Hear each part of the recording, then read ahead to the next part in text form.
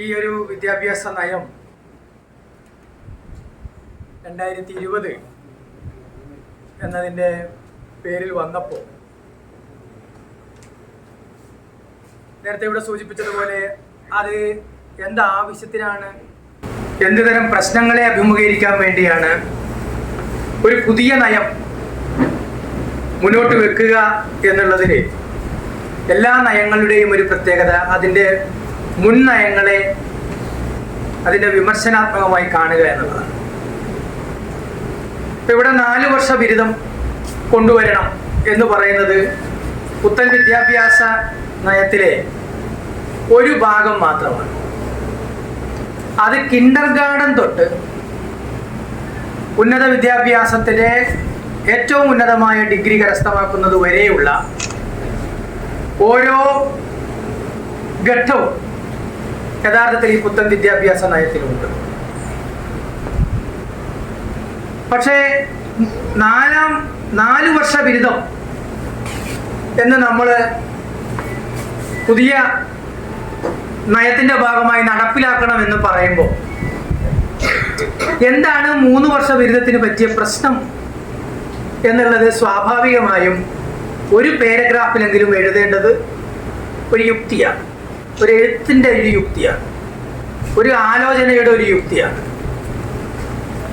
3 വർഷ ബിരുദം 4 വർഷ ബിരുദവും തമ്മിലുള്ള വ്യത്യാസം എന്താണ്?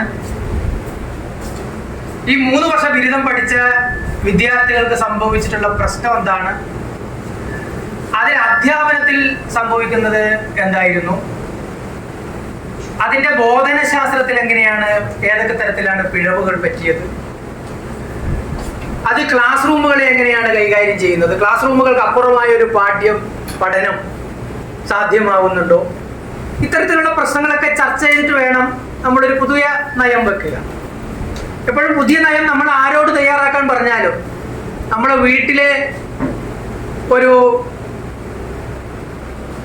ഒരു സമ്പത്ത് എങ്ങനെ വിനിയോഗിക്കണം എന്ന് നമ്മൾ സ്വയം ആലോചിച്ചാൽ പോലും നേരത്തെ എന്ത് സംഭവിച്ചുകൊണ്ടിരിക്കുന്നു എന്നുള്ളത് വളരെ പ്രധാനപ്പെട്ട ഒരു കാര്യമാണ്. അങ്ങനെ ഒരു കാര്യവും 3 വർഷത്തിന് എന്ത് പിഴവ് പറ്റി എന്ന കാര്യം ഈ വിദ്യാഭ്യാസ നയത്തിലില്ല. ഈ വിദ്യാഭ്യാസ നയത്തിലില്ല എന്ന് പറഞ്ഞാൽ കേന്ദ്ര സർക്കാരിന് അതിൻ്റെ ബാധ്യതയില്ല. സംസ്ഥാന സർക്കാരിന് സ്വാഭാവികമായും ഇവിടുത്തെ അധ്യാപകരും വിദ്യാർത്ഥികളും അടങ്ങുന്ന വലിയ രാഷ്ട്രീയ ബോധമുണ്ട് എന്ന് പറയുന്ന ആൾക്കാർ തമ്മിൽ കൂടിയിരുന്ന് ചോദിച്ച ചോദ്യത്തിന് ഒരു ഉത്തരം പൂർണ്ണമായി ലഭിക്കാൻ കഴിഞ്ഞിട്ടില്ലെങ്കിൽ പോലും അതിലൊരു യുക്തി കേരള സമൂഹത്തിന്റെ മുമ്പാകെ വെക്കേണ്ടതായിരുന്നു. എന്നാൽ അതില്ല. നമുക്കറിയാം, നമ്മളെല്ലാവരും ഒരുപക്ഷെ 3 വർഷ ബിരുദം കഴിഞ്ഞിട്ട് വന്നവരായിരിക്കും. 3 വർഷ ബിരുദത്തിന്റെ പ്രത്യേകത എന്ന് പറഞ്ഞാൽ നമ്മൾ നേരിട്ട് ഒരു വിഷയത്തിലേക്കാണ് കടക്കുന്നത്, ഒരു ഡിസിപ്ലിനിലേക്കാണ് നമ്മൾ കടക്കുന്നത്. എന്ന് പറഞ്ഞാൽ 12ാം ക്ലാസ് വരെ കഴിഞ്ഞപ്പോൾ നമുക്ക് മനസ്സിലായി ചിലതൊക്കെ നമുക്ക് വഴങ്ങും, ചിലത് വഴങ്ങില്ല എന്ന ബോധ്യം ഓരോ വിദ്യാർത്ഥിക്കും ഉണ്ടായിട്ടായിരിക്കും അവരൊരു വിഷയത്തിലേക്ക് സ്വിച്ച് ഓവർ ചെയ്യുക. ബിരുദതലത്തിൽ നമ്മളെല്ലാവരും ഉപയോഗിച്ച പ്രശ്നമാണ്, നമുക്ക് വളരെയധികം ബുദ്ധിമുട്ടാണ് മാത്തമെറ്റിക്കൽ കാൽക്കുലേഷൻ. അതിൻ്റെ ഒരു പ്രത്യേകത നമുക്കില്ല, അതിൻ്റെ ഒരു പ്രത്യേക ടേസ്റ്റ് നമുക്കില്ല എന്ന് തോന്നിയാൽ നമ്മൾ മാത്തമെറ്റിക്സ് ഒഴിവാക്കിയിട്ടുള്ള മറ്റു വിഷയങ്ങൾ എടുക്കും. അല്ലെങ്കിൽ നമുക്ക് മാത്തമെറ്റിക്സിലാണ് എന്നല്ല, മാത്തമെറ്റിക്സ് എന്ന് പറഞ്ഞാൽ ഒരു കോർ കാൽക്കുലേറ്റീവ് എലമെന്റ്, ഇങ്ങനെ ഒരു കണക്ക് കൂട്ടുന്നതിൻ്റെ ഒരു യുക്തി. ആ യുക്തി ഉണ്ടെങ്കിൽ നമ്മൾ പൊതുവെ സയൻസുമായി ബന്ധപ്പെട്ട വിഷയങ്ങളും ബിരുദത്തിന് വേണ്ടി നമ്മൾ സ്വയം ചൂസ് ചെയ്യുക. അതൊരു ഓരോ വ്യക്തിയും ചെയ്യുന്ന കാര്യമാണ്, ഒരു ഇൻഡിവിജ്വൽ ചെയ്യുന്ന ഒരു കാര്യമാണ്. നമ്മളെല്ലാവരും അത് ചെയ്തിട്ടുണ്ടാവും എന്നാണ് ഞാൻ വിശ്വസിക്കുന്നത്.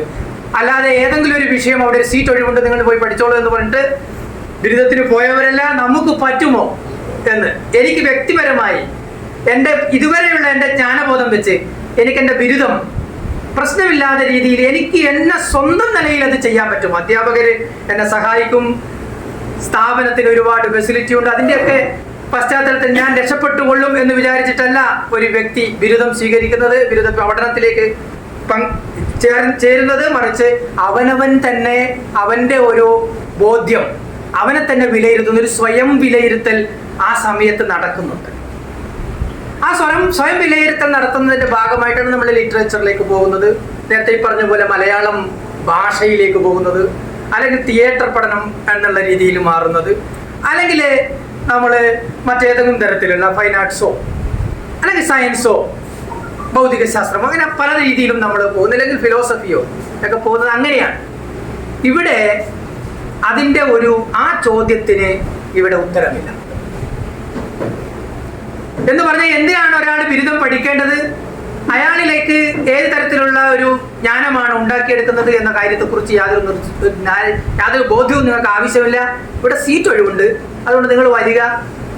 3 വർഷം എന്നുള്ളത് നമ്മൾ 4 വർഷം ആക്കിയിട്ടുണ്ട്, അത് നിങ്ങൾ ക്ഷമിക്കൂ, ഒന്നിരുന്ന് പഠിച്ചിട്ട് പോയിക്കോളൂ എന്ന് പറയുന്ന ഒരു ലാഘവം മാത്രമേ ഉള്ളൂ.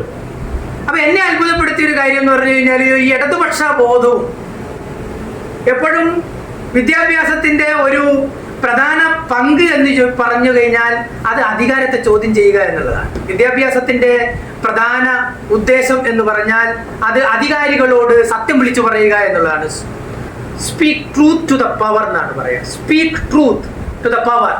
അധികാരത്തോട് സത്യം വിളിച്ചു പറയാൻ കെൽപ്പാക്കുന്ന മനുഷ്യരെ ഉണ്ടാക്കാൻ വേണ്ടിയാണ് വിദ്യാഭ്യാസം ഉണ്ടാക്കുന്നത്. എന്ന് പറഞ്ഞാൽ അത് നിരന്തരം നമ്മളെ സ്വാധീനിക്കും. നമ്മുടെ ജീവിതത്തിൽ നമ്മളോട് ചോദിക്കാതെ കയറി വരുന്ന ഒരു സാധനത്തിന്റെ പേരാണ് അധികാരം എന്ന് പറയുന്നത്.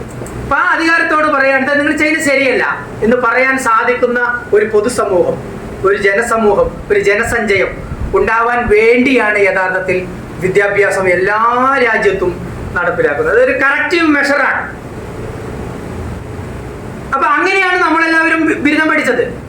അപ്പൊ നമ്മളൊരു വിഷയം പഠിക്കുന്നുണ്ട്, ഒരു ഡിസിപ്ലിൻ പഠിക്കുന്നുണ്ട്. ആ ഡിസിപ്ലിൻ സ്വന്തമായി എങ്ങനെയാണ് ചിന്തിക്കുന്നത്, ആ ഡിസിപ്ലിൻ സ്വന്തമായി ഉണ്ടാക്കിയെടുത്തിട്ടുള്ള സങ്കല്പങ്ങൾ, സിദ്ധാന്തങ്ങൾ, അത് ലോകത്തുള്ള മനുഷ്യരെയും ലോക പ്രപഞ്ച പ്രക്രിയകളെയൊക്കെ എങ്ങനെയാണ് വിശകലനം ചെയ്തിട്ടുള്ളത്, ആ വിശകലനത്തിന്റെ രീതിശാസ്ത്രം എന്താണ്, അങ്ങനെ വിഷയത്തിലേക്ക് നമ്മെ കൂട്ടിക്കൊണ്ടുപോകുന്ന ഒരു പണി ഈ ബിരുദം ചെയ്തിട്ടുണ്ട്. അതുകൊണ്ടാണ് ഞാൻ MA എക്കണോമിക്സ് പഠിച്ച ആളാണ്, അല്ലെങ്കിൽ ഞാൻ BA എക്കണോമിക്സ് പഠിച്ച ആളാണ്, ഞാൻ BA മലയാളം പഠിച്ച ആളാണ് എന്ന് ഏതാണ്ട് ഒരു ഉറപ്പോടുകൂടി പറയാൻ കഴിയുന്നത്. അങ്ങനെ ഒരു ഉറപ്പ് 4 വർഷ ബിരുദം കഴിഞ്ഞ കുട്ടിക്ക് ലഭിക്കില്ല എന്നുള്ള ബോധ്യം വളരെ വ്യക്തമായി കൊണ്ടിരിക്കുന്ന ഒരു സാഹചര്യത്തിലാണ് നമ്മൾ. അപ്പൊ ഇതിന്റെ പ്രത്യേകത എന്ന് പറഞ്ഞാൽ നേരത്തെ ഇവിടെ സൂചിപ്പിച്ചതുപോലെ നമ്മളെല്ലാവരും ക്ലാസ്സിൽ ഇരുന്നതിന് ശേഷമാണ്, ക്ലാസ് ഒരു പ്രധാന സ്ഥലമാണ് ജ്ഞാനം പ്രദാനം ചെയ്യുന്നത്. നിങ്ങൾ എത്ര ക്ലാസ് കട്ട് ചെയ്താലും ക്ലാസ്സിൽ ഇരുന്ന ഒരു അധ്യാപിക നമ്മെ പഠിപ്പിച്ചതിന്റെ ഭാഗമായിട്ട് നമ്മൾ സ്വന്തമായി വായിച്ചിട്ടുണ്ടാക്കിയിട്ടുള്ള ഒരു ബലത്തിലാണ് മറ്റ് വിഷയങ്ങളൊക്കെ നമ്മൾ മുന്നോട്ട് കൊണ്ടുപോകുന്നത്. ഇപ്പൊ ക്ലാസ്സിൽ ഒരു പ്രൊഫസർ, ഒരു അധ്യാപകൻ ഒരു വിദ്യാർത്ഥിയെ ക്ലാസ്സിൽ രൂപപ്പെടുത്തിയെടുക്കും. ആ വിദ്യാർത്ഥിയിൽ ഉണ്ടാകുന്ന വിഷയത്തിനെ കുറിച്ചുള്ള രുചിയെ കൂടുതൽ നല്ല രീതിയിൽ ഉണ്ടാക്കിയെടുക്കാനും അവൾക്ക് അതിന്റെ ഒരു അരിക് കിട്ടിയാൽ അതിന്റെ ഒരു മർമ്മഭാഗത്തേക്ക് സ്വന്തം സഞ്ചരിക്കാനുള്ള ഒരു കെൽപ്പ് നമ്മൾ ക്ലാസ് റൂമിൽ ഇങ്ങനെ പ്രദാനം ചെയ്യും. അതാണ് എന്റെ അധ്യാപകൻ എന്ന് പറയുന്ന ഒരു ക്ലെയിം ഉണ്ടാക്കിയെടുക്കാൻ ഈ കുട്ടിക്ക് കഴിയുന്നത് ഈ പശ്ചാത്തലത്തിലാണ്. അതുകൊണ്ട് 1 to 1 ഒരു അങ്ങോട്ടും ഇങ്ങോട്ടുള്ള ഒരു ഇടപെടൽ അധ്യാപകനും വിദ്യാർത്ഥികളും തമ്മിൽ, അല്ലെ അധ്യാപകന്മാരും തമ്മിൽ ഉണ്ടാവുമ്പോൾ അവിടെ ഒന്ന് സംഭവിക്കുന്നത് ക്ലാസ് റൂമിൽ ആ വ്യക്തി വളരെയധികം രൂപപ്പെടുകയാണ് ചെയ്യുന്നത്. ക്ലാസ് എന്ന് പറയുന്നത് ഒരു കലക്റ്റീവ് ആയിട്ടുള്ള ഒരു സംഗതിയാണെങ്കിൽ പോലും ക്ലാസ് യഥാർത്ഥത്തിൽ സംവദിക്കുന്നത് വഴി ഒരു വ്യക്തിയെയാണ് ഉണ്ടാക്കുന്നത്. ആ വ്യക്തിയിൽ ഒരു വലിയ മാറ്റമാണ് ഉണ്ടാക്കിയെടുക്കുന്നത്. ക്ലാസ്സിലല്ല മാറ്റം ഉണ്ടാക്കുന്നത്, അതിലിരിക്കുന്ന ഒരു കുട്ടിക്കാണ് മാറ്റം ഉണ്ടാകുന്നത്. അങ്ങനെ ആ കുട്ടി ഇൻഡിവിജ്വലൈസ്ഡ് ആവും, വ്യക്തിയായി മാറും. ആ കുട്ടി വ്യക്തിയായി മാറുമ്പോൾ ഈ കലക്റ്റീവായ മോബിന്റെ വൈകാരികതയിലല്ല അവന്റെ ചിന്ത പോവുക. മോബ് ക്ലാസ് റൂമിൽ ഒരു വൈകാരികത മാത്രമേ, എന്റെ ക്ലാസ്മേറ്റ് എന്ന് പറയുന്നത് ഒരു വൈകാരികതയാണ്. പക്ഷെ ക്ലാസ്സിലുള്ള പാഠം, ക്ലാസ്സിൽ പ്രദാനം ചെയ്യുന്ന ജ്ഞാനം ഒരു വ്യക്തിയെയാണ് ഉണ്ടാക്കിയെടുക്കുന്നത്. വളരെ വിമർശന ബോധമുള്ള, യുക്തിബോധമുള്ള ഒരു വ്യക്തിയെ ഉണ്ടാക്കിയെടുക്കുന്ന ഒരു ഇടമാണ് യഥാർത്ഥത്തിൽ ക്ലാസ് റൂം. ഈ ക്ലാസ് റൂം പലപ്പോഴും അങ്ങനെ നിർമ്മിക്കപ്പെട്ട വ്യക്തികളുടെ ഒരു കൂട്ടമായി മാറുമ്പോൾ അത് അധികാര വ്യവസ്ഥയോട് എന്നും കലഹിക്കാനുള്ള ഒരു പാഠം അയാൾ പഠിക്കും. അധികാര വ്യവസ്ഥയോട് എന്നും കലഹിക്കാനുള്ള ഒരു ജ്ഞാന പദ്ധതി അവളിലേക്ക് ഈ ക്ലാസ് റൂം പകർന്ന് നൽകും. അങ്ങനെ പകർന്ന് നൽകുമ്പോൾ ഈ നമ്മളെ ഭരിക്കുന്ന മനുഷ്യന്മാരുടെ, നമ്മളെ ഭരിക്കുന്ന ആൾക്കാരോട് നിരന്തരം ചോദ്യം ചോദിക്കാനുള്ള ഒരു സാമൂഹിക ഉത്തരവാദിത്വം ഈ ക്ലാസ് റൂമുകളിലൂടെ വിജ്ഞാനം പ്രദാനം ചെയ്ത മനുഷ്യരിലുണ്ടാവും. അങ്ങനെയാണ് കേരളത്തിലൊക്കെ എനിക്ക് തോന്നുന്നത് കാര്യമായ ഒരു പ്രതിരോധമൊക്കെ പലതരം ആശയങ്ങളോട് ഉണ്ടാകുന്നത് എല്ലാ സംഘടനകളും ഇങ്ങനെ സംഘടിച്ചതുകൊണ്ട് മാത്രമല്ല, നല്ല വിദ്യാഭ്യാസ അടുക്കും ചിട്ടയുമുള്ള ഒരുതരം ജ്ഞാനബോധമുള്ള മനുഷ്യരുണ്ടാവുമ്പോൾ അവർ സംഘടിക്കുമ്പോഴാണ് അത് വലിയ ശക്തിയായി മാറുന്നത്, ഒരു വലിയ ഭൗതിക ശക്തിയായിട്ട് മാറുന്നത്. അങ്ങനെയാണ് കേരളത്തിലും അല്ലെങ്കിൽ മറ്റു സ്ഥലങ്ങളിലൊക്കെ മാറ്റം ഉണ്ടാവുന്നത്. ഈ മാറ്റത്തെ റദ്ദ് ചെയ്യുക, അങ്ങനെ ഒരു ശക്തമായ ഒരു ജ്ഞാനബോധമുള്ള മനുഷ്യരെ, വ്യക്തികളെ, സിറ്റിസൺസിനെ ഉണ്ടാക്കാതിരിക്കുക, അങ്ങനെ ഒരു ഉദ്ദേശം ഈ പുത്തൻ വിദ്യാഭ്യാസ നയത്തിലുണ്ട്. അതുകൊണ്ട് നിങ്ങൾ വരിക പോവുക എന്നാണ് പറയുന്നത്. അതായത് നമ്മുടെ ഡ്രോപ്പ് ഔട്ട് എന്ന് പറയാം, നമ്മുടെ പഴയ കാലത്ത് ഡ്രോപ്പ് ഔട്ട് ആണെന്ന് പറയാം. അപ്പൊ ഈ പുത്തൻ വിദ്യാഭ്യാസ നയം പറയുന്നത് അവര് ഡ്രോപ്പ് ഔട്ട് എന്നൊരു വാക്ക് ആ ഡോക്യുമെന്റിലില്ല, മറിച്ച് easy entry and easy exit, അങ്ങനെ ഒരു മനോഹരമായ റൊമാൻറ്റിസൈസ്ഡ് ആയ ഒരു ഭാഷയാണ് ഇത് ഉപയോഗിക്കുന്നത്. Easy entry and easy exit എന്നുള്ളതാണ്. നമുക്കറിയാം, നമ്മുടെ കേരളത്തിൽ പോലും ഇപ്പോൾ പോലും ഒരിക്കൽ പുറത്താക്കപ്പെട്ടവൻ, വിദ്യാഭ്യാസ സമ്പ്രദായത്തിൽ നിന്ന് ഒരിക്കൽ പുറത്താക്കപ്പെട്ടവൻ, അവരാരും തിരിച്ച് ആ വിദ്യാഭ്യാസ സമ്പ്രദായത്തിലേക്ക് വന്നിട്ടില്ല. ഒരിക്കൽ പോയവൾ ക്ലാസ് റൂമിൽ നിന്ന് പുറത്താക്കപ്പെട്ടവർ എന്നും പുറത്താക്കപ്പെടുക മാത്രമാണ് ചെയ്യുന്നത്. പിന്നെ അവർ തിരിച്ചു വരാനുള്ള ഒരു മനോബലം അവര് സ്വന്തമായി അവളിൽ ഉണ്ടാവാൻ കഴിയാറില്ല. അല്ലാതെ പിന്നെ ജോലിയിൽ കിട്ടി വല്ല ഓൺലൈൻ വിദ്യാഭ്യാസം അല്ലെങ്കിൽ ഡിസ്റ്റന്റ് എഡ്യൂക്കേഷൻ എന്നൊക്കെ പറഞ്ഞിട്ട് ചെയ്യും. അത് പിന്നെ ഒരു ഡിഗ്രി അറ്റൈൻ ചെയ്യാൻ വേണ്ടിയിട്ടുള്ള ഒരു ഏർപ്പാട് മാത്രമാണ്. ഒരു സർട്ടിഫിക്കറ്റ് അറ്റൈൻ ചെയ്യണം, അത് ഡിപ്പാർട്ട്മെന്റ് ടെസ്റ്റ് പാസ്സാണ്, അങ്ങനെ കുറെ വ്യക്തിപരമായ കുറെ താല്പര്യങ്ങളുണ്ട്. യഥാർത്ഥത്തിൽ അത്തരത്തിലേക്ക് വിദ്യാഭ്യാസത്തെ മുഴുവൻ ആക്കി തീർക്കുന്ന ഒരു പ്രക്രിയയിലേക്ക് മാറ്റിയിരിക്കുകയാണ്. എന്ന് പറഞ്ഞാൽ ഏത് പ്രായത്തിലുള്ള ആൾക്കാർക്കും വന്ന് പഠിക്കാം, ഏത് വിഷയവും പഠിക്കാം. ഏത് വിഷയമാണ് നിങ്ങൾക്ക് പഠിക്കേണ്ടതെന്ന് ധാരണ ഉണ്ടാവേണ്ട ആവശ്യമില്ല. എനിക്ക് ഇന്ന വിഷയമാണ് പഠിക്കേണ്ടതെന്ന് സ്വയം ധാരണ രൂപപ്പെടുത്തുന്ന ഒരു കാലമാണ് പ്രീ ഡിഗ്രിയോ അല്ലെങ്കിൽ +1 +2 കാലം. അതിനുശേഷം തന്റെ ജ്ഞാനമണ്ഡലം എന്തായിരിക്കണമെന്ന് ഏതാണ്ടൊരു ധാരണ ഉള്ള കുട്ടികളാണ് ബിരുദത്തിലേക്ക് കയറുന്നത്. ഇപ്പോ 1ാം ക്ലാസ് തൊട്ട് 12ാം ക്ലാസ് വരുന്നവരെയുള്ള കുട്ടികൾക്ക് അടിസ്ഥാനപരമായിട്ടുള്ള അവരുടെ ഈ ബോധം ഉണ്ടാവാനുള്ള എല്ലാ സാഹചര്യങ്ങളെയും, എല്ലാ ഇന്ററാക്ഷനുകളെയും, എല്ലാ ക്ലാസ് റൂം അധ്യാപക വിദ്യാർത്ഥി സംവാദങ്ങളെയും റദ്ദ് ചെയ്യുന്ന വിദ്യാഭ്യാസത്തിന്റെ ഒരു നയമായിട്ടാണ് ഇത് കാണുന്നത്. അതുകൊണ്ട് ആർക്കും ആരോടും ഒരു ബാധ്യതയുമില്ല. അധ്യാപകന്റെ ഒരു കടപ്പാട്, അധ്യാപകന്റെ ഒരു ബാധ്യത, അധ്യാപകന് വിദ്യാർത്ഥികളോടുള്ള ഒരു ബാധ്യത, അല്ലെങ്കിൽ വിദ്യാർത്ഥികൾക്ക് അധ്യാപകനോടുള്ള ഒരു കടപ്പാട്, ഇതൊന്നും ഇതിലില്ല. അത് കേൾക്കുമ്പോൾ വളരെ മനോഹരമായി തോന്നും. എന്തിനാണ് ഇങ്ങനെ കടപ്പാടൊക്കെ വെച്ച് പുലർത്തുന്നത്? അധ്യാപകരെ ആരും ബഹുമാനിക്കണം എന്ന് പറയുന്നില്ല. അധ്യാപകൻ വരുമ്പോൾ എഴുന്നേറ്റ് നിന്ന് സല്യൂട്ട് ചെയ്യണമെന്നല്ല പറയുന്നത്. പക്ഷെ അധ്യാപകൻ പകർന്നു നൽകുന്ന ആ ഒരു വിഷയം മനസ്സിലാക്കാനുള്ള, അവരിഷ്ടമുള്ള ഒരു ജ്ഞാനമണ്ഡലം മനസ്സിലാക്കാനുള്ള ഒരു വഴി അധ്യാപകൻ കൊടുക്കുന്നുണ്ട്. ആ അധ്യാപകനെ പുത്തൻ വിദ്യാഭ്യാസ നയത്തിൽ നമുക്ക് കാണാൻ കഴിയില്ല. അതുകൊണ്ട് ഡ്രോപ്പ് ഔട്ട് എന്ന് പറയുന്ന ഒരു കാര്യം നമ്മളെ സംബന്ധിച്ചിടത്തോളം വളരെ വേദന ഉണ്ടാക്കുന്ന ഒരു വാചകമാണ്. Drop out. അദ്ദേഹം ശ്രമിച്ചു, പക്ഷെ അദ്ദേഹത്തിന് പറ്റിയില്ല. അദ്ദേഹം കൊണ്ടുള്ള പ്രശ്നമാവാം, ഘടനാപരമായുള്ള പ്രശ്നമാവാം, വരുന്ന പ്രദേശം, പഠിച്ച പാഠങ്ങൾ, മറ്റ് സൗഹൃദ ബന്ധങ്ങൾ, പിന്നോക്ക ജാതി വിഭാഗങ്ങളുടെ പ്രശ്നം, മതന്യൂനപക്ഷങ്ങളുടെ പ്രശ്നം, പിന്നോക്ക ദേശത്തു നിന്ന് വരുന്ന മനുഷ്യരുടെ പ്രശ്നം, ഇതെല്ലാം വിദ്യാഭ്യാസത്തിൽ വളരെയധികം പ്രതിഫലിക്കും. നമ്മൾ എവിടുന്ന് വരുന്നു, ഏത് തരം ദേശത്തു നിന്ന് വരുന്നു, നമുക്ക് ഓൾറെഡി ഉള്ള ജ്ഞാനബോധം എന്താണ്, ഇതെല്ലാം നമ്മളെ സ്വാഭാവികമായിട്ടും നമ്മൾ മുന്നോട്ട് പോകാനുള്ള, നമ്മൾ പഠിക്കാനുള്ള, ഒരു വിഷയം സ്വായത്തമാക്കാനുള്ള കഴിവിനെ സ്വാധീനിക്കും. അതിനെയൊക്കെ മറികടന്നുകൊണ്ടാണ് യഥാർത്ഥത്തിൽ ക്ലാസ് റൂമുകൾ പ്രവർത്തിക്കുന്നത്.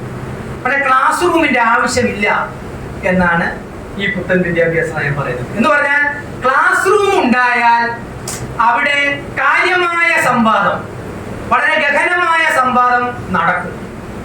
അങ്ങനെ നടന്നാൽ ഇയാൾക്ക് കൂടുതൽ വീണ്ടും പഠിക്കാൻ തോന്നും.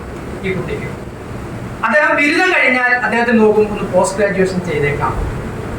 പിന്നെ അദ്ദേഹത്തിന് വേണമെങ്കിൽ ആ മേഖലയിൽ, ആ വിഷയത്തിൽ, ആ ഡിസിപ്ലിനിൽ ഒന്ന് സഞ്ചരിക്കാൻ തോന്നും. ആ ഡിസിപ്ലിനിൽ ലോകത്ത് മുഴുവൻ നിർമ്മിക്കപ്പെട്ട ജ്ഞാനം അറിയാനുള്ള ഒരു അടുപ്പം അദ്ദേഹത്തിന് തോന്നിയാൽ അദ്ദേഹം ഉന്നത വിദ്യാഭ്യാസം എന്ന രീതിയിൽ PhD-യോ പോസ്റ്റ് PhD-യോ ഒക്കെ ചെയ്യുകയും ഒക്കെ ചെയ്യും.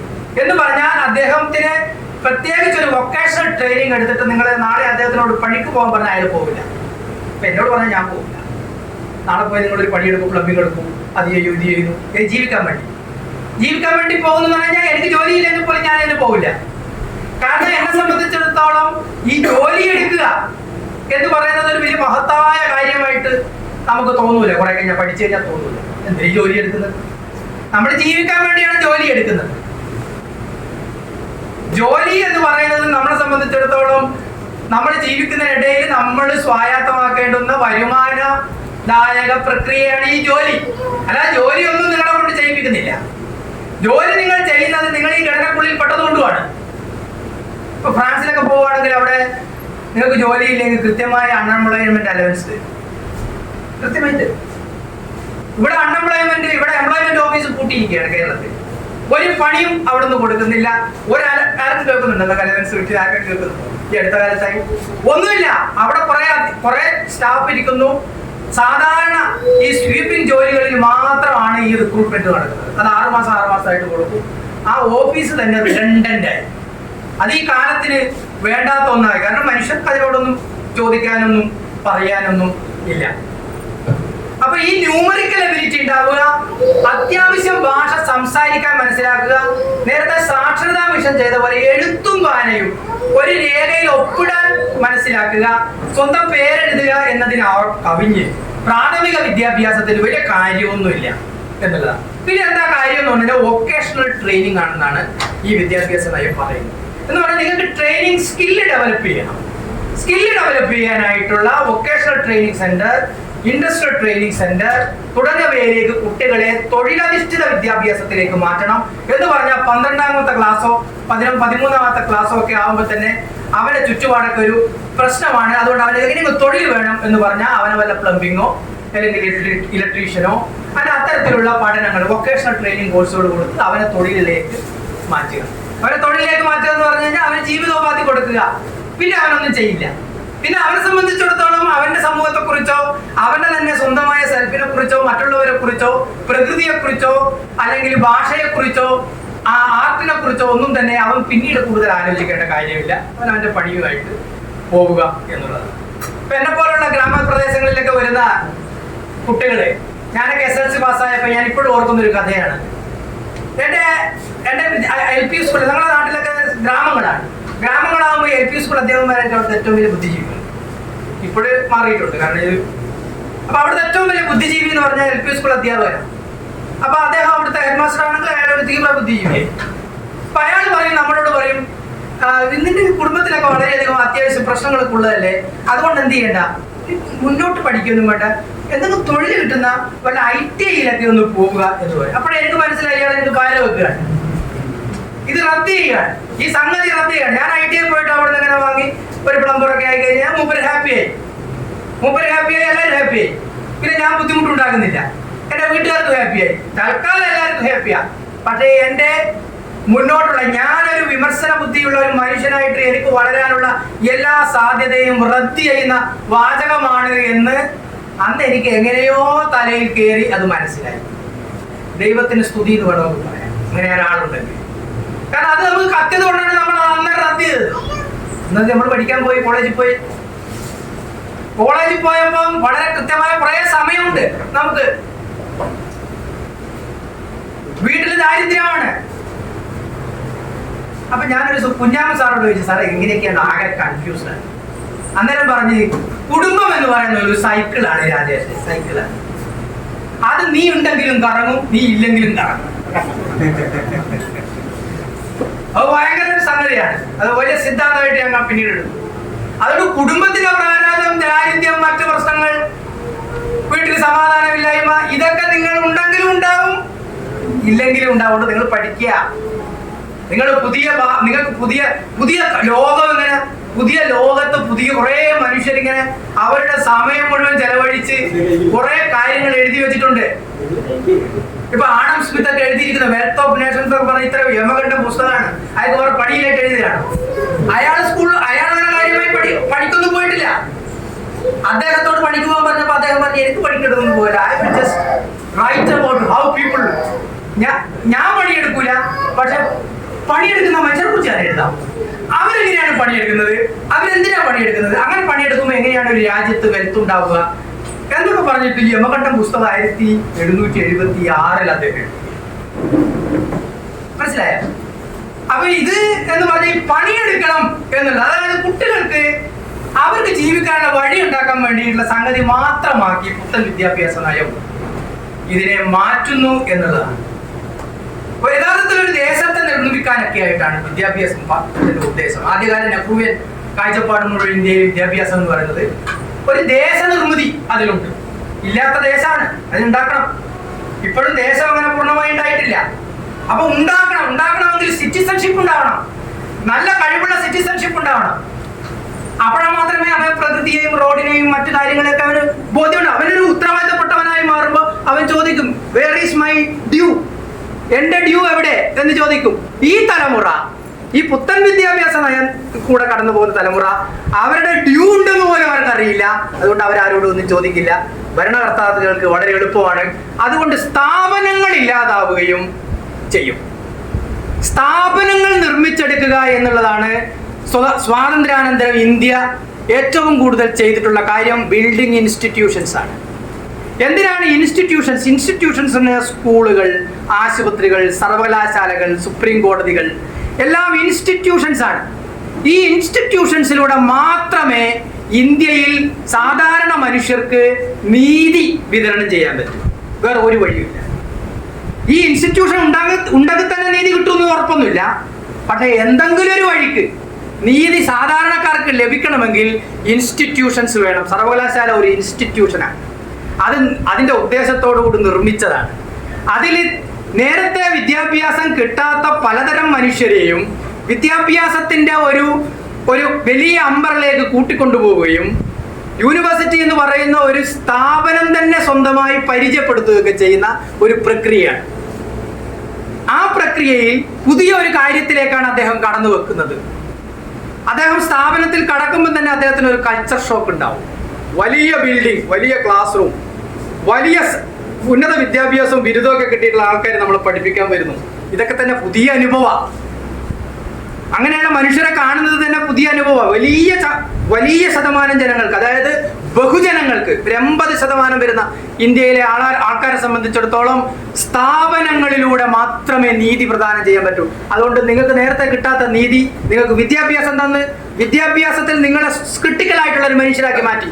അതായത് വിമർശന ബോധമുള്ള ഒരു മനുഷ്യരാക്കി മാറ്റി. അത് ശാസ്ത്രത്തോടുള്ള വിമർശനം, സാമൂഹ്യ ശാസ്ത്രത്തോടുള്ള വിമർശനം, നമ്മുടെ വ്യവസ്ഥയോടുള്ള വിമർശനം, നമ്മുടെ കുടുംബം പ്രവർത്തിക്കുന്നതിനെ പറ്റി അതിലുണ്ടാകുന്ന ചൂഷണത്തെ കുറിച്ചുള്ള വിമർശനം. ഈ വിമർശനങ്ങളിലൂടെ അദ്ദേഹം ഉണ്ടാക്കിയെടുക്കുന്ന ഒരു പാഠ്യപദ്ധതിയുണ്ട്.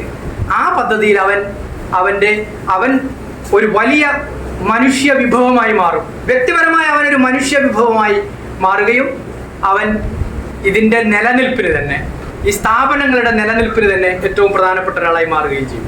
എന്നാൽ ഈ സ്ഥാപനങ്ങൾ നിലനിൽക്കരുത്. ഒരു സ്ഥാപനങ്ങളും, നീതി വിതരണം ചെയ്യുന്ന ഒരു സ്ഥാപനങ്ങളും, വിദ്യാഭ്യാസ സ്ഥാപനങ്ങളാണെങ്കിലും ഗവൺമെന്റ് തന്നെ വിഡ്രോ ചെയ്യാന്നുള്ളതാണ്. ഗവൺമെന്റിന് വയ്യ, ഞങ്ങൾ പിന്മാറുകയാണെന്നാണ് പറയുന്നത്. വിദ്യാഭ്യാസത്തിലേക്ക് നമ്മൾ എന്തെങ്കിലും ഒരു ഷെയർ കൊടുക്കുമ്പോൾ ഗവൺമെന്റ് പറയുന്നത് ഞങ്ങൾ വിഡ്രോ ചെയ്യും, നിങ്ങൾ തന്നെ സ്വയമായി വിഭവങ്ങൾ കണ്ടെത്തണം, എന്നിട്ട് നിങ്ങൾ തന്നെ ഈ ഉണ്ടാക്കിയ സ്ഥാപനത്തെ നിലനിർത്തണം. ഇനി അങ്ങനെ പറ്റിയില്ലെങ്കിൽ നിങ്ങൾ ലീസ് ഔട്ട് ചെയ്യണം എന്ന് പറയുന്നത്. ഇപ്പൊ യൂണിവേഴ്സിറ്റിയോട് പറയുന്നത്, ഞങ്ങളോടൊക്കെ പറയുന്നത് ഈ ഗ്രാൻഡ്സിനായിട്ടൊക്കെ നിർത്തും, നിങ്ങൾ സ്വന്തമായി വരുമാനം കണ്ടെത്തണം എന്ന് പറഞ്ഞപ്പോൾ എനിക്ക് തോന്നിയത് ഏറ്റവും നല്ലതുപോലെ സ്പാ സെന്റർ ആയിട്ട് തുടങ്ങുന്നതാണ്. യൂണിവേഴ്സിറ്റികളൊക്കെ പിരിച്ചുവിട്ടിട്ട് ആ സ്ഥാപനങ്ങളൊക്കെ എടുത്തിട്ട് പണം ഉണ്ടാക്കാനാണെങ്കിലും നമ്മൾ പിന്നെ ആയുർവേദമോ മറ്റേ മസാജ് സെന്ററോ അങ്ങനെയൊക്കെ ഉള്ളൊരു രീതിയിൽ ഉണ്ടാക്കുന്ന പണം ഉണ്ടാക്കാനാണ് വിദ്യാഭ്യാസമെങ്കിൽ നമുക്ക് ഈ സ്ഥാപനങ്ങളൊക്കെ ഇങ്ങനെ എടുത്ത് രാവിലെ തൊട്ട് വൈകുന്നേരം വരെ പിള്ളേരെ ഇങ്ങനെ പറഞ്ഞു വിട്ട് അവിടുന്ന് സർട്ടിഫിക്കറ്റ് കൊടുത്ത് പിന്നെ ഇതെല്ലാം വലിയ പാടല്ലേ? സർട്ടിഫിക്കറ്റ് ഉണ്ടാക്കുക, സർട്ടിഫിക്കറ്റ് അടിക്കുക, അതിൽ ഒപ്പിടാതെ പോകും. ആ സർട്ടിഫിക്കറ്റ് ചില സമയം നാട്ടിൻ പുറത്തുനിന്ന് കാണും, ചില സമയം ഓട്ടോറിക്ഷ കാണും, അത് പിന്നെ വാർത്തയാവും. എന്തൊക്കെ പ്രശ്നങ്ങളാണ്. അപ്പൊ വിദ്യാഭ്യാസം എന്ന് പറയുന്നത് പണം ഉണ്ടാക്കാൻ വേണ്ടി ഉള്ള ഒരു പദ്ധതിയല്ല, ഒരു ലോകത്തും അതില്ല. ഏറ്റവും വലിയ സമ്പന്ന രാജ്യങ്ങളിൽ പോലും വിദ്യാഭ്യാസം എന്ന് പറയുന്നത് അവിടെയുള്ള മനുഷ്യരുടെ കൃത്യമായ ബോധ്യത്തെ ഉണ്ടാക്കിയെടുക്കാനും അവന്റെ സ്വാതന്ത്ര്യം അവന് ഉപയോഗിക്കാനുള്ള വഴിയാണ് വിദ്യാഭ്യാസം. എനിക്ക് എൻ്റെ സ്വാതന്ത്ര്യമുണ്ട് എന്ന് തോന്നുന്ന, എനിക്ക് ഈ റോഡിലൂടെ പോകാനുള്ള സ്വാതന്ത്ര്യം എനിക്കുണ്ട്, ഈ വില്ലേജ് ഓഫീസിൽ കയറി എനിക്ക് ഇങ്ങനെ ചോദിക്കാനുള്ള ഒരു സ്വാതന്ത്ര്യം എനിക്കുണ്ട്. അതുകൊണ്ട് സ്വാതന്ത്ര്യം ഉണ്ടാക്കാവുന്ന ഒരു മഹത്തായ കാര്യമാണ് വിദ്യാഭ്യാസം. സ്വാതന്ത്ര്യ ബോധം ഉണ്ടാക്കിയെടുക്കുക എന്നുള്ളതാണ്. ഈ സ്വാതന്ത്ര്യബോധം ഉണ്ടാവരുത്. ഈ സ്വാതന്ത്ര്യബോധം ഉണ്ടാകാൻ പാടില്ല. പിന്നെ 4 ഇയർ വിദ്യാഭ്യാസ സമ്പ്രദായം കൊണ്ടുവന്നു. അതാണല്ലോ ഇപ്പോൾ ഏറ്റവും കൂടുതൽ ചർച്ച ചെയ്യുന്ന ഒരു കാര്യം. ഇത് കൊണ്ടുവന്നപ്പോൾ ഇവിടെയുള്ള ഇടതുപക്ഷ അധ്യാപക സംഘടനകളെ, എല്ലാ സംഘടനകളൊക്കെ ആദ്യം ഒന്നാകെ പെട്ടു. ഇതെന്താ സംഭവം എന്ന് മനസ്സിലാകുന്നില്ല. അവർ കുറേയൊക്കെ വായിച്ചു നോക്കി, അപ്പോഴും പിടിയിട്ടില്ല. അപ്പോഴാണ് മേലെ ഓർഡർ വന്നത്, എന്തായാലും right or not, right or wrong, you should implement it. അപ്പൊ മേലെ നിന്നുള്ളൊരു അധികാരം കിട്ടിയപ്പോൾ അപ്പൊ തന്നെ അവർ പറഞ്ഞു, എന്നാ പിന്നെ ഇംപ്ലിമെന്റ് ചെയ്യാം. പിന്നെ ഞങ്ങൾ വിധേയപ്പെട്ട മനുഷ്യരാണ്, എല്ലാ അധികാര ബോധത്തോടു കൂടിയും എല്ലാ അധികാരത്തിന്റെ കീഴിലും കാൽക്കീഴിലും വിധേയപ്പെട്ട് ജീവിക്കുന്ന ഒരു മനുഷ്യരെന്നുള്ള രീതിയിൽ അവരെ നടപ്പിലാക്കാൻ തീരുമാനിച്ചപ്പോൾ എന്താണ് സിലബസ്? ഈ 4 ഇയർ ഡിഗ്രിയും 3 ഇയർ ഡിഗ്രിയും തമ്മിൽ ഇപ്പൊ 3 ഇയർ ഡിഗ്രിയുടെ സിലബസ് തന്നെയാണോ 4 ഇയർ ഡിഗ്രി? ഇതെല്ലാം കൂടി കൺഫ്യൂഷനായി. കുറെ പേര് എൻ്റെ അടുക്ക വന്നു, ഇതെന്താ സാർ ചെയ്യാന്ന് പറഞ്ഞു. ഞാൻ പറഞ്ഞ സിലബസ് ഒന്നും ഇപ്പം കാര്യമായിട്ട് മാറ്റാൻ പറ്റില്ല. ഇപ്പൊ നിങ്ങൾക്ക് ഇപ്പം ഒരു ഗ്രാവിറ്റേഷൻ തിയറി ഇനിയിപ്പോൾ അത് മാറ്റാൻ പറ്റില്ലല്ലോ, അത് പഠിപ്പിക്കുന്നേ. അങ്ങനെ അതായത് ജ്ഞാനം നിങ്ങൾക്ക് നാളെ ഏതെങ്കിലും ഒരു പോളിസിക്കനുസരിച്ച് മാറ്റാൻ ഇങ്ങനെ പറ്റൂല. പുതിയ കാര്യങ്ങൾ നിങ്ങൾക്ക് കൊടുക്കാൻ പറ്റുന്നില്ല. അപ്പൊ എന്താ സംഭവിച്ചതെന്ന് പറഞ്ഞാല് ഫിലോസഫിയുമായിട്ട് യാതൊരു ബന്ധമില്ലാതെ അധ്യാപകൻ ഫിലോസഫി പഠിപ്പിക്കേണ്ടി വരും. ഞാനിപ്പോൾ നോക്കുമ്പോൾ ഒരു ചരിത്ര അധ്യാപികയാണ് ഫിലോസഫി പഠിപ്പിക്കുന്നത്. അപ്പൊ തന്നെ ഞാനൊന്ന് ഞെട്ടി. കാരണം ഫിലോസഫി അങ്ങനെ പഠിപ്പിക്കാൻ പറ്റുന്ന കാര്യമില്ല. കേരളത്തിലെ മലയാളികളെ സംബന്ധിച്ചിടത്തോളം മാർക്സിസം എന്ന് പറയുന്ന ഒരു സാമാന്യ യുക്തിയാണ്. എല്ലാവർക്കും ഏതാണ്ട് അറിയാം. കാരണം ഈ പണി അങ്ങനെ ചെയ്തുകൊണ്ടിരിക്കുകയല്ലോ, ചരിത്രത്തിൽ അങ്ങനെ ഉണ്ടല്ലോ. അതിനെ വളമിട്ട ആൾക്കാർ നമുക്കുണ്ട്. അയ്യങ്കാളിയുണ്ട്. അയ്യങ്കാളിയാണ് കേരളത്തിലെ ഏറ്റവും പ്രധാനപ്പെട്ട ഒരു തൊഴിലാളി വർഗ നേതാവ്. അയ്യങ്കാളിയാണ് കേരളത്തിലെ ഏറ്റവും ആദ്യത്തെ തൊഴിലാളി വർഗ നേതാവ്. അദ്ദേഹമാണ് ആദ്യത്തെ ഏറ്റവും നീണ്ട തൊഴിലാളി പണിമുടക്ക് സമരം നടത്തിയ നേതാവ് അദ്ദേഹമാണ്. ആധ്യാത്മിക ലെവലിൽ വിപ്ലവം ഉണ്ടാക്കിയാലാണ് ശ്രീനാരായണ ഗുരു. ഇത് നിങ്ങളെ ജീവനല്ല. നിങ്ങൾക്ക് വലിയ കൺഫ്യൂഷൻ ആണെങ്കിൽ ഇത് നിങ്ങളെ ജീവനല്ല, എൻ്റെ ജീവനാണ്. അത് സ്വീകരിക്കാൻ വേണ്ടെങ്കിൽ സ്വീകരിക്കുക. അപ്പൊ ജനങ്ങൾ സ്വീകരിച്ചു. അങ്ങനെ പാകപ്പെട്ടൊരു മണ്ണാണ്. ഇതെല്ലാം ജ്ഞാനമണ്ഡലത്തിൽ ഏർപ്പെട്ടിട്ടുണ്ടാക്കിയ സാധനമാണ്. ജ്ഞാനമണ്ഡലം ഉണ്ടാക്കിയതാണ്. ആ ജ്ഞാനമണ്ഡലത്തിലെ അടിത്തറയെ ഇല്ലാതാക്കുക. ഇപ്പോ 4ാം വർഷ ബിരുദം എന്ന് പറഞ്ഞ് ഉടൻ സിലബസ് ഉണ്ടാക്കാൻ പറയുകയാണ്. എത്ര സിലബസ് ആ സാർ ഉണ്ടാവേണ്ടത്? ഒരു 60 സിലബസ് വരും. അത്രയും വേണം അല്ലേ? കുഴപ്പമില്ല. അപ്പൊ BA-ക്ക് അതായത് 4 ഇയർ 3rd ഇയർ എന്ന് തയ്യാറാക്കിയ സിലബസ് 4ാം വർഷം വരുമ്പോൾ അതിന്റെ മൊഡ്യൂള് 4 മതി. അതിന്റെ അവസാനത്തെ മൊഡ്യൂൾ പഠിപ്പിക്കണ്ട. മനസ്സിലായില്ലേ? അവസാനത്തെ മൊഡ്യൂൾ പഠിപ്പിക്കുക വേണ്ട. അവസാനത്തുമ്പോഴാണ് ഇതൊന്നും ഒരു സംഗതിയായി വരിക. ഒരു പ്രസംഗം അങ്ങനെയാണല്ലോ, ഒരാളിങ്ങനെ പറഞ്ഞു അതിന്റെ ഒരു കാമ്പ് വരുന്നത് അതിന്റെ ഒരു പ്രത്യേക എൻഡിലാണ്. അങ്ങനെയാണല്ല, അവിടെ എത്തുമ്പോൾ ഒന്നും വേണ്ടത്, അത് ഫുള്ളൊക്കെ വിട്ടുകൊടുക്കുക. That leave it to the students. അപ്പോൾ നമ്മളിങ്ങനെ പറഞ്ഞു കൊടുത്താൽ മതി, ഇങ്ങനെയൊക്കെയാണ് അത്. പിന്നെ അവർ അപ്പൊ ഈ സിലബസ് മുഴുവൻ ചില അധ്യാപകരൊക്കെ ഉണ്ടാക്കിയ ഒറ്റ രാത്രി കൊണ്ട്, ഒരു ചർച്ചയുമില്ലാതെ, ഒരു വർക്ക്ഷോപ്പില്ലാതെ, ഒരു കൂട്ടായ ഒരു ആലോചന ഇല്ലാതെയാണ് ഈ സിലബസ് മുഴുവൻ ഉണ്ടാക്കിയത്. അതിന് ഡിപ്പെൻഡ് ചെയ്യുന്ന എന്താണ്? ChatGPT. പല അധ്യാപകരും ഇതൊന്നും പറയൂല, പക്ഷെ പല അധ്യാപകരും ഈ സിലബസ് മുഴുവൻ ഉണ്ടാക്കുന്നത് ChatGPT ആണ്. അപ്പൊ ChatGPT എനിക്ക് ആകെ കൺഫ്യൂഷൻ. ഞാൻ നോക്കി, ഒരു സുഹൃത്തിനോട് ഞാൻ ചോദിച്ചത് എങ്ങനെയാണ് ഈ സംഗതി. അപ്പൊ അതിന്റെ ഒരു ലോഗരിതം പറഞ്ഞു തന്നു. അതായത് എന്താണോ അവിടെ ഉള്ളത്, ഇംഗ്ലീഷ്, മലയാളത്തിലോ സംസ്കൃതത്തിലോ ഉള്ളതൊന്നും അതിൽ വരില്ല, ChatGPT-യിൽ വരില്ല. ഇംഗ്ലീഷിൽ എന്തൊക്കെയാണോ വെബ് ഡൊമൈനിലുള്ളത് അതെന്ത് ചെയ്യും? അത് നിങ്ങൾക്ക് വേണമെങ്കിൽ അത് ഏതാണ്ട് കാൽക്കുലേറ്റ് ലോഗരിതമിക്കലി എത്തിക്കും. അപ്പോൾ നിങ്ങൾക്ക് what is recent trends in chemistry can you convert it into 4 modules എന്ന് പറഞ്ഞു കഴിഞ്ഞാൽ ആ ഒറ്റ സെന്റൻസ് അടിച്ചാൽ മതി, 4 modules വരും. അപ്പൊ ബുദ്ധിയില്ലാതെ അധ്യാപകർ എന്ത് ചെയ്യുന്ന പറഞ്ഞു കഴിഞ്ഞാൽ അത് അപ്പടി എടുത്തിട്ട് വേർഡ് ഫയലാക്കിയിട്ട് താഴെ കുറച്ച് റെഫറൻസും വെച്ച് കൊടുക്കും. ഇച്ചിരി ബുദ്ധിയുള്ള അധ്യാപകരാണെങ്കിൽ ആ സെന്റൻസ് ഒക്കെ ഒന്ന് റീഫ്രെയിം ചെയ്യും അവൻ്റെതായ ഭാഷയിൽ. അത് ഞാൻ ഇതിനെ ഡിപ്പെൻഡൻ്റ് അല്ല, ഞാൻ സ്വന്തമായി ക്രിയേറ്റ് ചെയ്തിട്ടുള്ളൊരു സാധനമാണ് എന്ന് പറയുന്നത്. അങ്ങനെ ചെയ്യും. ചില ആൾക്കാർ ഇത് സ്റ്റക്കാവും, കാരണം അവർക്ക് ഈ ടെക്നോളജി പറഞ്ഞുകൂടാ, ഈ ക്രാഫ്റ്റിംഗ് പറഞ്ഞുകൂടാ, അതിൻ്റെ ആകെ ബുദ്ധിമുട്ടിലാണ് ഉണ്ടാവുക. അപ്പൊ ഇത് പ്രശ്നമുള്ള അധ്യാപകരുണ്ടാവും. ഇങ്ങനെ ഇതുവരെ പൂർണ്ണമായും ഒരു സർവകലാശാലയിലും എന്തില്ല, പൂർണ്ണമായ സിലബസ് ഇതുവരെ ഉണ്ടാക്കിയിട്ടില്ല, ഇപ്പോഴും ഉണ്ടാക്കിയിട്ടില്ല സിലബസ്. അതായത് ഫസ്റ്റ് സെമസ്റ്ററിന്റെ സിലബസ് ഉണ്ടാക്കിയിട്ടില്ല. ഇനി അടുത്ത വർഷം അവർ സെക്കൻഡ് സെമസ്റ്ററിൽ വരുമ്പോൾ അപ്പോൾ സിലബസ് ഉണ്ടാവും. അതായത് മറ്റേ ശ്രീനിവാസൻ പറഞ്ഞ പോലെ എവിടെ നിന്നാണ് ഈ എടുക്കേണ്ടത് ഫോട്ടോ എന്ന് പറഞ്ഞപ്പോൾ നടി ഇങ്ങനെ വെള്ളത്തിൽ ഇറങ്ങുമ്പോ അപ്പൊ വെള്ളത്തിൽ ക്യാമറ പോകണം.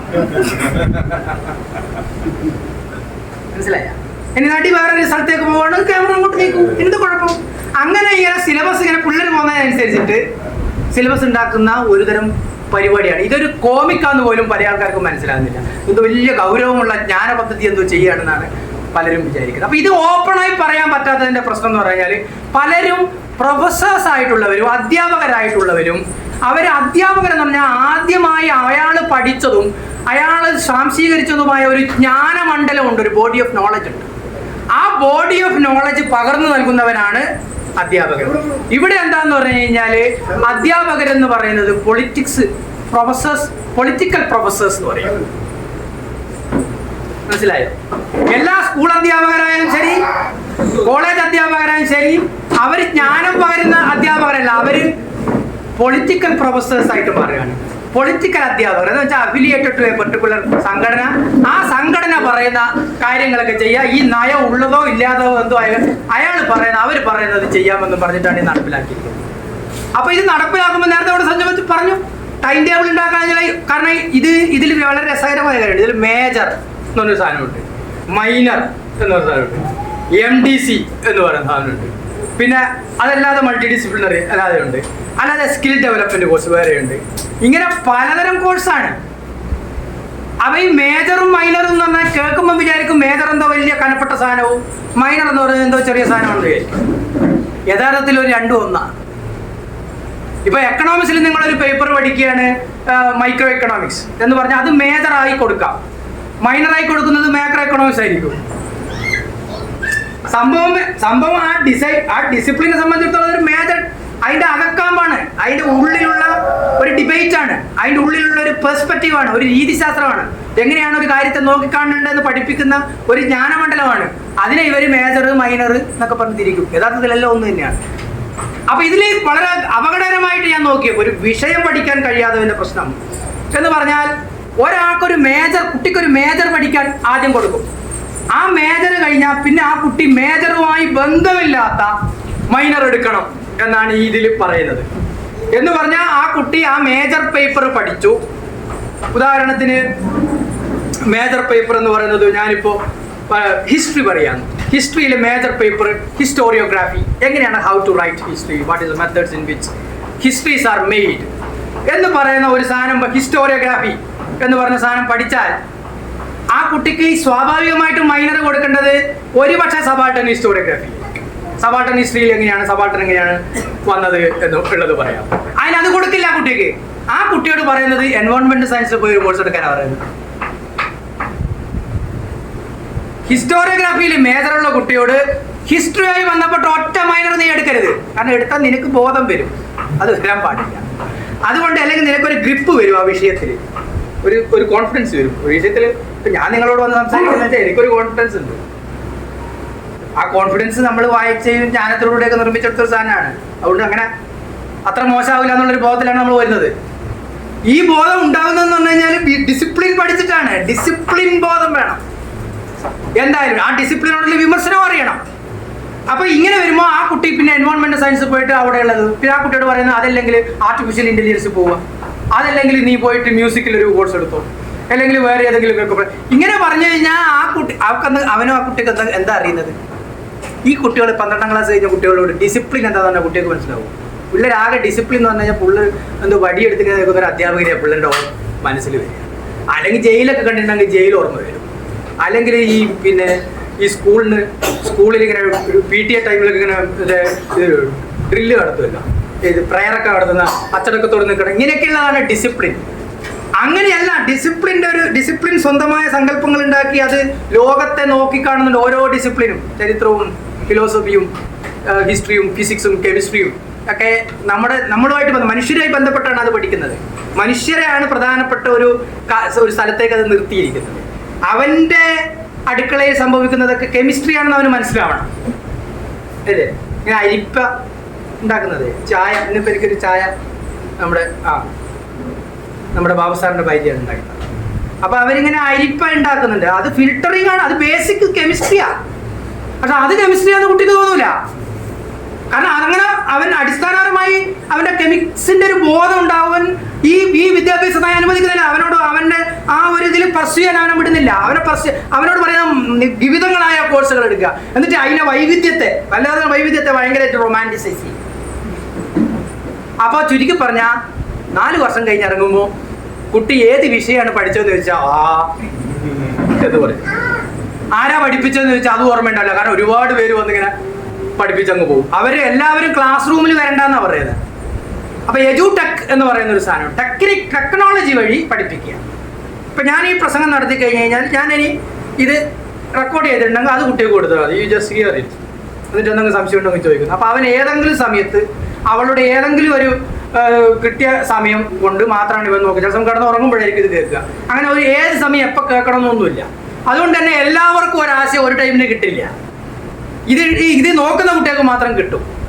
ഇങ്ങനെ വരുമ്പം നേരത്തെ പറഞ്ഞില്ല, ഒരു ഇരുത്തി പഠിക്കുക എന്ന് പറഞ്ഞാൽ ഇരുന്ന് പഠിക്കുക എന്ന് പറയുന്ന എന്ന് വെച്ചാൽ ഒരു ക്രിട്ടിക്കൽ ടെക്സ്റ്റ് ആദ്യാന്തം ഒരു കുട്ടി BA ലെവലിൽ പഠിക്കാൻ ആ കുട്ടിക്ക് സമയം കൊടുക്കില്ല.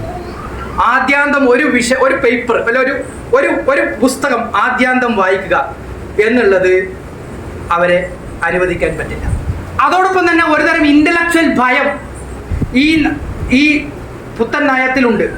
അതായത് ആൾക്കാർ കാര്യമായി വളരെയധികം ഭൗതിക നിലവാരത്തോടു കൂടി നിരന്തരം ചർച്ച ചെയ്യുകയാണ് എങ്കിൽ അങ്ങനെ ചർച്ച ചെയ്യുന്ന ഒരു കൂട്ടം മനുഷ്യരുണ്ടാവുന്ന ഒരു സ്ഥലത്തെയാണ് നമ്മൾ സർവകലാശാല എന്ന് പറയുന്നത്.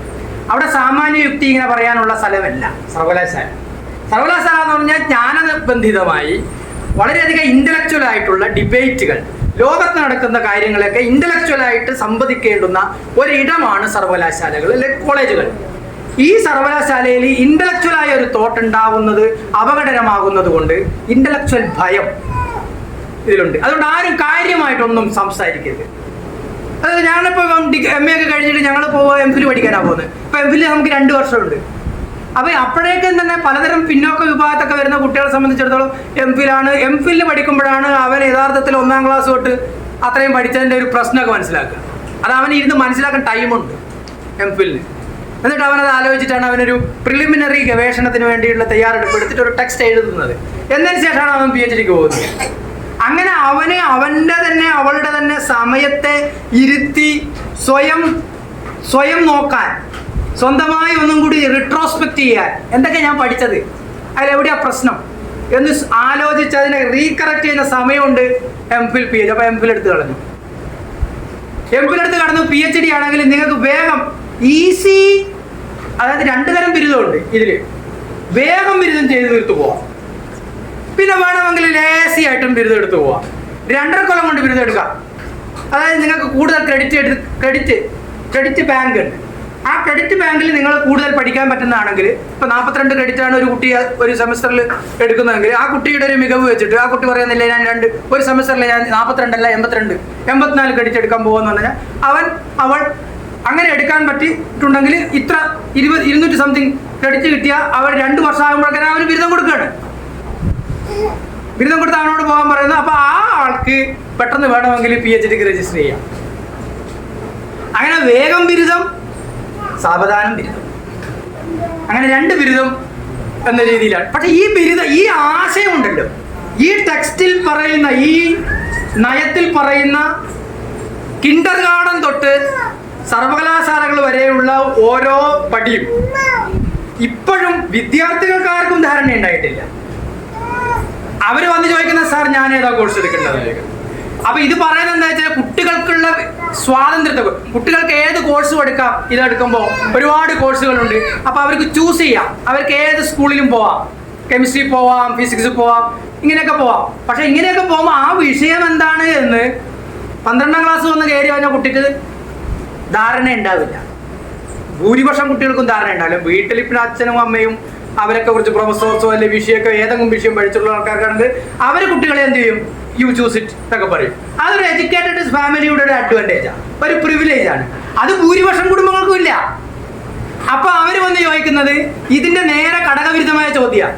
കുട്ടികൾ എടുക്കണം, കുട്ടികൾ വ്യത്യസ്തമായ കോഴ്സുകൾ എടുക്കണം എന്ന് പറയുന്നതിന് പകരം അവർ വന്ന് അധ്യാപകനോട് ചോദിക്കുന്നത് സാർ ഞങ്ങൾ ഏതാ കോഴ്സ് എടുക്കണം. അപ്പൊ തന്നെ ഇത് പോയി, ഇതിന്റെ ഭാവന പോയി, ഇതിന്റെ തിയറട്ടിക്കൽ സാധനം പോയി.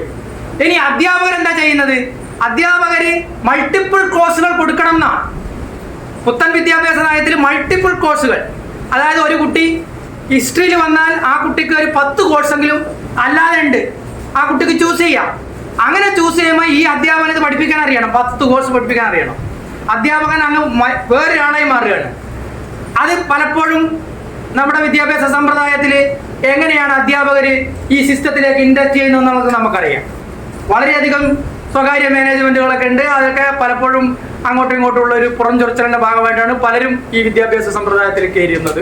അത് സത്യമാണ്. അതിൽ പണമുണ്ട്, സമുദായമുണ്ട്, അങ്ങനെയുള്ള സ്നേഹമുണ്ട്, സ്നേഹബന്ധങ്ങളുണ്ട്. ഇതെല്ലാം കൂടിയാണ് വരുന്നത്. ദേവസ്വം ബോർഡും അങ്ങനെ തന്നെയാണ് കാര്യങ്ങൾ ചെയ്യുന്നത്. അപ്പൊ അങ്ങനെ വരുന്ന അധ്യാപകരെ സംബന്ധിച്ചിടത്തോളം അവർക്ക് പരിമിതമായ ഒരു വിഷയം പഠിച്ചിട്ടാണ്. അവർ 3 ഇയർ BA കഴിഞ്ഞ് പഠിച്ച് MA കഴിഞ്ഞ് വരുന്ന ഒരു അധ്യാപകൻ പെട്ടെന്ന് 4 ഇയർ പഠിപ്പിക്കണം എന്ന് പറഞ്ഞാൽ അദ്ദേഹത്തിന് 10 കോഴ്സോ 5 കോഴ്സോ ഒറ്റയടിക്ക് ഓഫർ ചെയ്യാൻ പറ്റില്ല. അതെല്ലാം പഠിപ്പിക്കാനുള്ള സമയം അവനില്ല. അപ്പൊ അവൻ എന്ത് ചെയ്യും? അവൻ ഒറ്റ കോഴ്സായി ചുരുക്കും, ഓഫർ ചെയ്യുന്ന ഒറ്റ കോഴ്സായി ചുരുക്കും. ഇപ്പൊ ചുരുക്കി പറഞ്ഞാൽ എന്താണ്? അവർക്ക് ചോയ്സും ഇല്ല, കുട്ടികൾക്ക് ചോയ്സും ഇല്ല. അപ്പൊ ഫലത്തിൽ 4 ഇയർ ഡിഗ്രി ഉണ്ട്, എന്നാൽ പ്രാക്ടീസിൽ ഇത് 3 ഇയർ പോലും അല്ലാതെ അവസ്ഥയിലേക്ക് മാറുന്ന ഒരു കാളയുടെ മുമ്പിൽ പോയി മുഖം കെട്ടിയിട്ടുള്ളൊരു അവസ്ഥയിലാണ് ഈ കാര്യമുള്ളത്. ഇതാണ് ഒരു കാര്യം എനിക്ക് പറയാനുള്ളത്. രണ്ടാമത്തെ കാര്യം എനിക്ക് പറയാനുള്ളത്, ഈ വിദ്യാഭ്യാസ നയത്തെ ഞാൻ പലപ്പോഴും കണ്ടിട്ടുള്ളത് ഒരു ത്രൈവർണിക വിദ്യാഭ്യാസ സമ്പ്രദായം എന്നുള്ളത്. അതായത് ഇവിടെ പറയുന്നു ഈ BJP ഗവൺമെന്റ് അല്ലെങ്കിൽ സംഘപരിവാർ ഗവൺമെന്റ് വന്നപ്പോഴാണ് ഈ വിദ്യാഭ്യാസ നയം കാര്യമായിട്ട് ഒരു ചർച്ചയും കൂടാതെ നടപ്പിലാക്കിയിട്ടുള്ളത്. അതിൽ നേരത്തെയുള്ള ഇന്ത്യൻ വിദ്യാഭ്യാസ സമ്പ്രദായത്തിന്റെ ഒരു പ്രത്യേകത എന്ന് പറഞ്ഞാൽ ബ്രാഹ്മണരാണ് വിദ്യയുടെ ജ്ഞാനത്തിന്റെ ഒരു കേന്ദ്ര കഥാപാത്രം. നിങ്ങൾക്ക് രാമായണം മഹാഭാരതമൊക്കെ അതിലൊക്കെ ചില സംഗതികൾ കണ്ടറിയാം. കർണൻ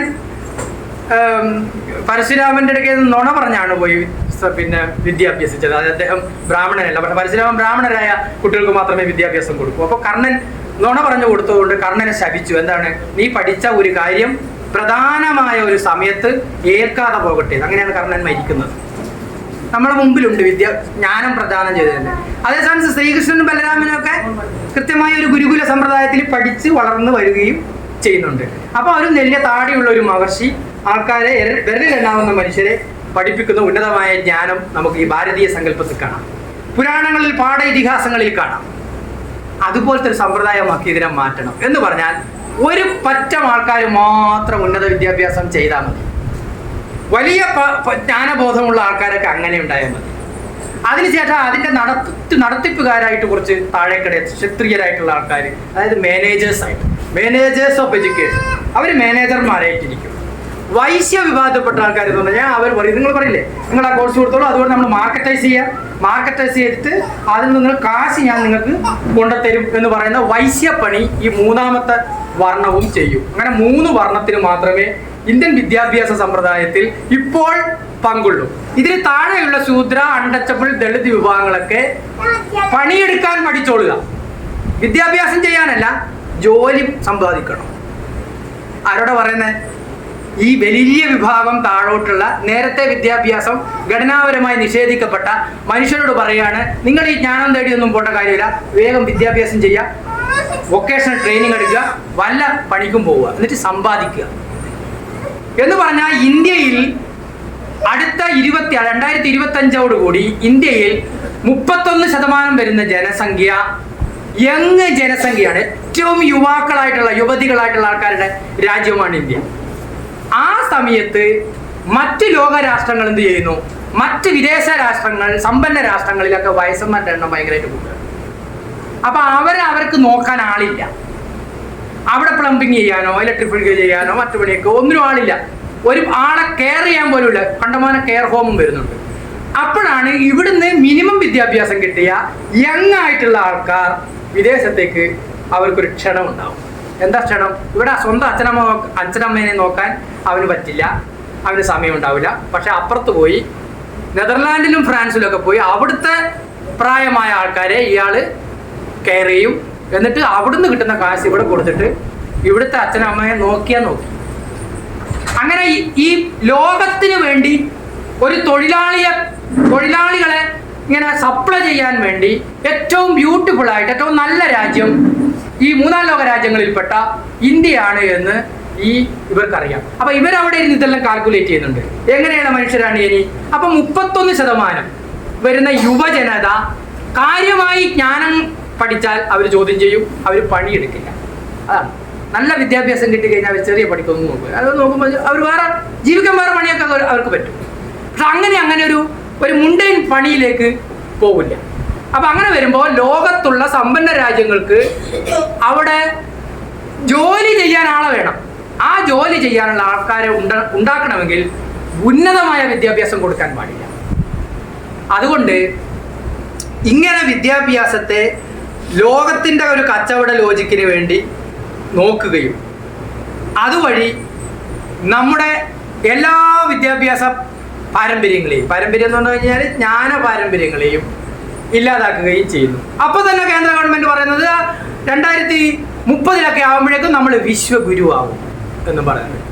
ഇതെങ്ങനെയാവുമെന്ന് എനിക്ക് മനസ്സിലായില്ല.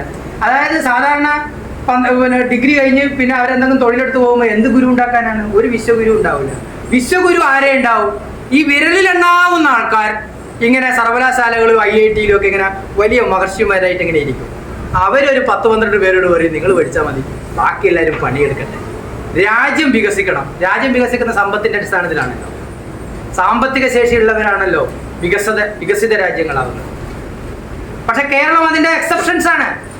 കേരളം സമ്പന്നമായി നിൽക്കുന്നത് സാമ്പത്തിക ശേഷിയുള്ളതുകൊണ്ട്. നമ്മളാർക്കും സാമ്പത്തിക ശേഷിയില്ല, പക്ഷെ നമുക്ക് കൃത്യമായ മനുഷ്യ വിഭവങ്ങളുണ്ട്, നല്ല എഡ്യൂക്കേഷൻ ഉണ്ട്, നമുക്ക് ഹെൽത്തിനെ കുറിച്ച് നമുക്ക് നല്ല ബോധ്യമുണ്ട്. അതുകൊണ്ടാണ് ഞങ്ങൾ മരിക്കുന്ന കുറച്ച് താമസിച്ച കേരളത്തിലെ ആൾക്കാർ മരിക്കുന്നത്. അതേസമയത്ത് UP-യിലും ബീഹാറിലുള്ള ആൾക്കാരൊക്കെ 40-45-50 വയസ്സാകുമ്പോഴേക്കും മരിക്കും. ഒരു ആവറേജ് ലൈഫ് എക്സ്പെക്ടൻസി അതാണ്. ഇത് നമ്മൾ തന്നെ നമ്മളെ വ്യക്തിപരമായി നമ്മളെ ബോധ്യപ്പെടുത്തുന്നത് കൊണ്ടാണ് നമ്മൾ ദീർഘകാലം ജീവിക്കുന്നത്. അല്ലാതെ സ്റ്റേറ്റിന്റെ എന്തെങ്കിലും കാരണം കൊണ്ടല്ല. വിദ്യാഭ്യാസം കൊടുത്തിട്ടുള്ള ഒരു പ്രധാന കാരണം. വിദ്യാഭ്യാസം എന്ന് പറയുന്നത് വലിയൊരു ആയുധമാണ്. വിദ്യാഭ്യാസം എന്ന് പറയുന്നത് ഈ രാജ്യത്തിന്റെ എല്ലാ അധികാര വ്യവസ്ഥയോടും സത്യം വിളിച്ചു പറയാനുള്ള മനുഷ്യരെ കൂടി ഉണ്ടാക്കുന്നതാണ്. അത് ഇനി ഉണ്ടാവരുത് എന്നുള്ള അർത്ഥത്തിൽ കൂടിയാണ് ഈ പുത്തൻ വിദ്യാഭ്യാസ നയം ഉണ്ടാക്കിയിട്ടുള്ളത്. അത് കാര്യമായ രീതിയിൽ അതിനെ അഡ്രസ് ചെയ്യാൻ നമ്മൾ ആരും കുത്തിയിരുന്നത് പഠിക്കുകയോ ഒക്കെ ഒന്നും ചെയ്തിട്ടില്ല. ആ അർത്ഥത്തിലാണ് യഥാർത്ഥത്തിൽ അഖിലേന്ത്യാ സേവ് എഡ്യൂക്കേഷൻ കമ്മിറ്റി പോലുള്ള ആൾക്കാർ കാര്യമായ ഗൗരവപ്പെട്ട വിഷയം എന്ന രീതിയിൽ അത് ചർച്ചയ്ക്ക് വെക്കുന്നത്. അതുകൊണ്ടാണ് അത് ഏറ്റവും മഹത്തായ ഒരു കാര്യമാണ് എന്ന് പറഞ്ഞുകൊണ്ട് ഞാൻ എൻ്റെ വാക്കുകൾ അവസാനിപ്പിക്കും.